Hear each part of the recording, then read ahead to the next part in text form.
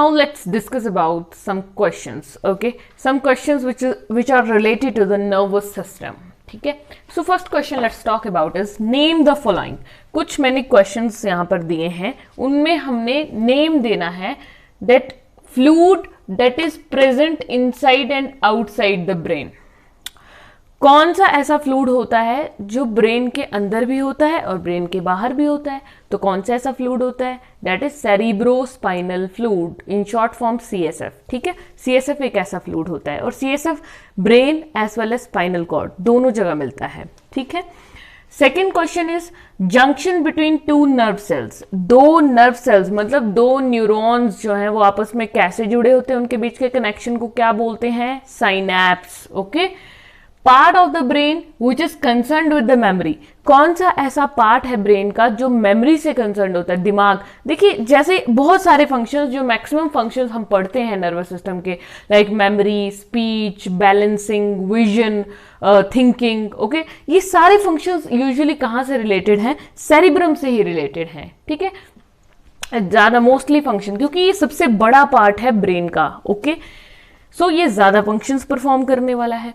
Next is part of brain, ये similar थोड़ा है। ठीक है, part of brain which controls the body temperature. So I've told you that which part is thermoregulator. Temperature को कौन control करता है? हाइपोथैलेमस।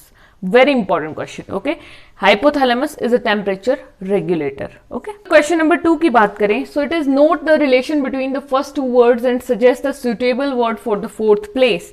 मीन्स ये आपके पास कुछ 3 इस तरह से पार्टीशन में क्वेश्चन दिए हैं। इसमें बेसिकली है क्या कि आपने ये जो गिवन चीज है इसके बेसिस पर इस फिल इन द ब्लैंक को फिल करना है। ये सभी चीजें आपस में रिलेटेड हैं and you have to think that what could be the fourth one, fill in the blank. Okay, इन तीनों के बेसिस पर ये। ठीक है, अभी जब पढ़ेंगे तो समझ आ जाएगा। ठीक है, मैंने आपको ये चीजें पढ़ाई हैं। सो बात करते हैं स्टिमुलस। स्टिमुलस आपको पता है ना कि जैसे स्टिमुलस आएगा, जैसे निडल चुभेगी तो क्या एक्टिवेट होता है? स्किन के रिसेप्टर सेल्स, है ना। तो स्टिमुलस पे क्या एक्टिवेट होता है? Receptor cell. रिसेप्टर फटाफट से क्या करेंगे? मोटर सेंसरी नर्व से सिग्नल जाएगा ब्रेन तक और ब्रेन से मोटर नर्व जो है वो इंपल्स लेकर आएंगी। कहां पर लेकर आएंगी इंपल्स? जहां पर चोट लगी है, मींस इफेक्टर, जहां पे इफेक्ट पड़ा है। कोई भी मसल, जैसे फिंगर ही है तो उसकी मसल्स तक वो इंपल्स आएगी, इफेक्टर पर आएगी।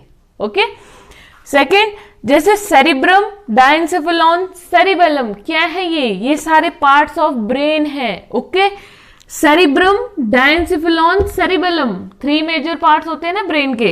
डायनसेफेलॉन तो इसी के अंदर इन्वॉल्व हो जाएगा, सेरिब्रम के हेमिस्फीयर्स में ही बेसिकली। ठीक है, सो क्या तीसरा पार्ट क्या होता है ब्रेन का? First is this, second is this and third is medulla oblongata. Okay, next question is receptor, sensory nerve, motor nerve. ये इसी क्वेश्चन की तरह सेम। देखिए, रिसेप्टर पे क्या जाता है? स्टिमुलस आया, रिसेप्टर के सेल्स ने उसको रिसीव किया, रिसेप्टर सेल्स ने। देन क्या हुआ? सेंसरी नर्व क्या करेगी? ब्रेन तक सिग्नल लेकर जाएगी, है ना। और ब्रेन से उसको कौन वापस लेके आएगा इम्पल्स की फॉर्म में? Motor nerve. और कहां लेकर जाएगा? The answer will be again same, effector. Okay. Talk about question number 3, that is the difference between the reflex action and voluntary action. ठीक है, reflex action means involuntary action, जो आपकी इच्छा के बिना होता है, ऑटोमेटिक होता है, क्विक होता है।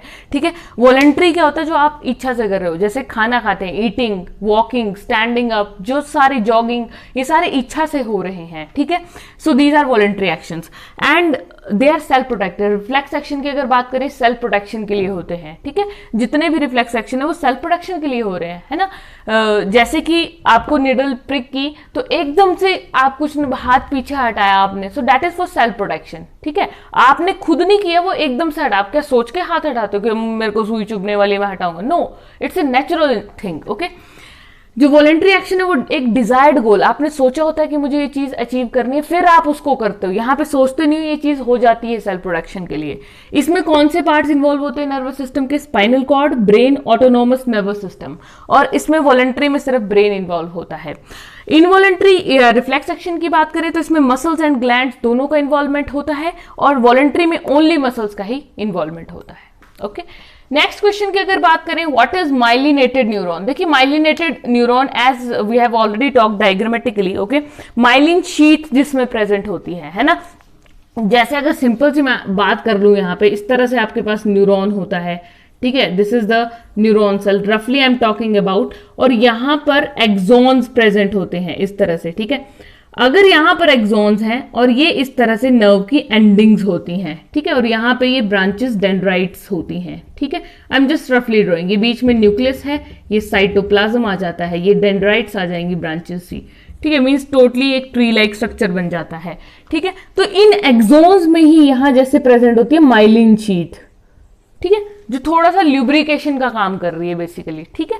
माइलिन शीट यहाँ पर प्रेजेंट होती है, ठीक है। श्वान सेल्स भी होते हैं, वो इससे रिलेटेड ही होते हैं। और जिस न्यूरॉन में ये माइलिन शीट एक्सॉन में प्रेजेंट नहीं होगी, ठीक है, व्हाइटिश कलर की एक शीट है ये, जिसमें ये प्रेजेंट नहीं होगी, उसको हम क्या कहेंगे, non myelinated neuron. Okay, clear.